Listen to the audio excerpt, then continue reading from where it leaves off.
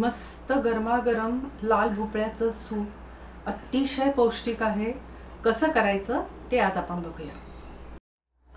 थोडंसं मी तेल घालणार आहे आणि इथे आता तुम्ही बघू शकता, इथे मी अर्धा किलो लाल भोपळा घेतलाय. तो व्यवस्थित चिरून स्वच्छ धुवून घेतलेला आहे. त्याच्यानंतर 2 छोटे कांदे घेतलेत आणि 1 8-10 लसणाच्या पाकळ्या आहेत. हे आता आपल्याला आधी शिजवून घ्यायचं आहे. सो या लसणाच्या पाकळ्या घालते.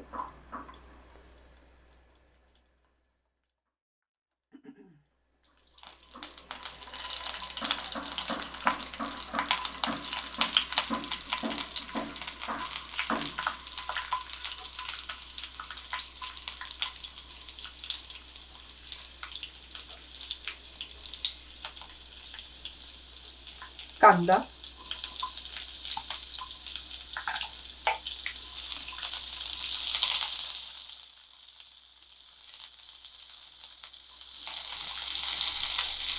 कांदा हलका गुलाबी होईपर्यंत परतून घ्यायचे.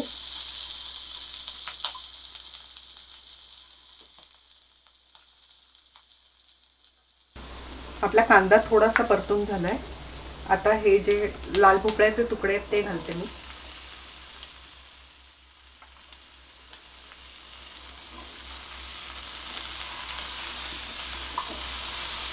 आता बेसिकली आपल्याला लाल भोपळा शिजवून घ्यायचा आहे.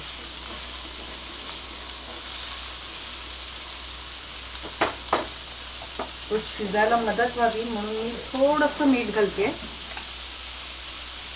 नंतर परत सूप जेव्हा ॲक्च्युली करू आपण त्यावेळेला परत थोडंसं मीठ घालणार आहे.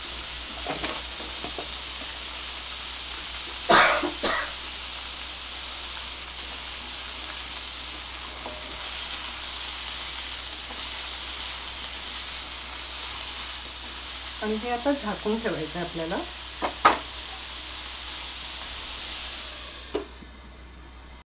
हे झाकून ठेवलेलं आहे, पण एक 2-3 मिनिटांनी सतत अधनमधनं हलवत राहायचं. हे आपल्याला भोपळा शिजेपर्यंत करायचं.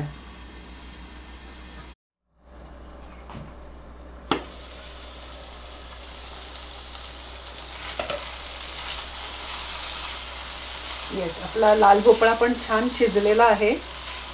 हे बघा, दाखवते तुम्हाला. अगदी सहज बारीक होतोय तो. तर आता गॅस बंद करते मी. थोडं हे सगळं गार होऊ दे आणि मग आपण मिक्सरमधनं बारीक वाटून घेऊ.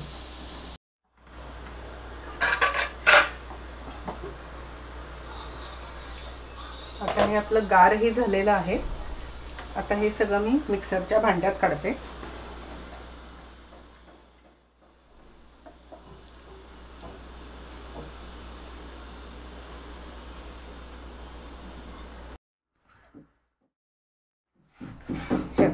मस्त आपलं छान बारीक वाटलेलं आहे. आता हे सगळं मी तीच कढई वापरणार आहे ज्या कढईत आपण हे परतून घेतलं होतं. हा सगळा गर याच्यात काढून घेते.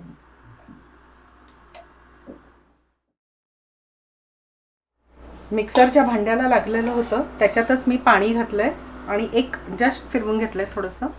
ते सगळं पाणी घालते आता मी. तुम्हाला सूप किती घट्ट किती पातळ हवंय त्याच्यावर पाण्याचं प्रमाण ठरवा. हे सगळं सारखं करून घेऊया आपण.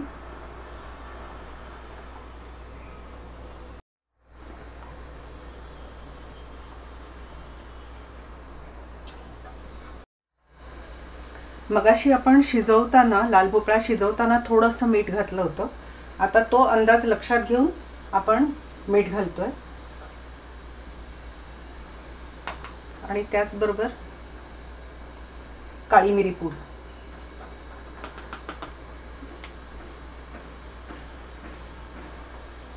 मी अजून थोडंसं पाणी वाढवलंय कारण मला ते खूप घट्ट वाटलं मगाशी.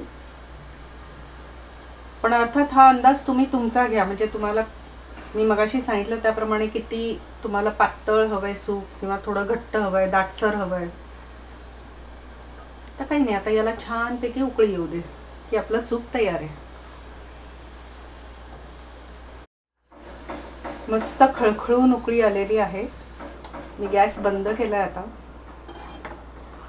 आपलं छान लाल भोपळ्याचं सूप म्हणजेच पंपकिन सूप तयार आहे.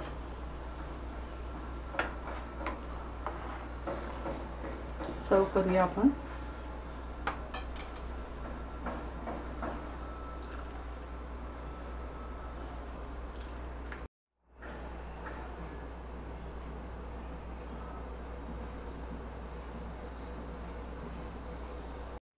आपलं अतिशय सोपं असं पण तेवढंच पौष्टिक, तेवढंच रुचकर लाल भोपळ्याचं सूप तयार आहे. सगळ्यात शेवटी मी त्याच्यावर थोडंसं क्रीम घातलंय, त्याच्याने टेस्ट अजून छान येते. कम्प्लिटली ऑप्शनल आहे. ह्याच्यामध्ये तुम्हाला आवडत असेल तर थोडेसे चिली फ्लेक्स घालू शकता किंवा मिक्स हर्ब्स घालू शकता किंवा अगदी प्लेन नुसतं काळी मिरी पूड घालून देखील हे सूप अतिशय टेस्टी लागतं. नक्की करून बघा. आणि आजची ही रेसिपी तुम्हाला आवडली असेल तर लीनाज सुगरण कट्ट्याला लाईक, शेअर आणि सबस्क्राईब करायला विसरू नका. अशाच एका छानशा रेसिपीला बघायला आणि मला भेटायला उद्या नक्की या. तोपर्यंत बाय.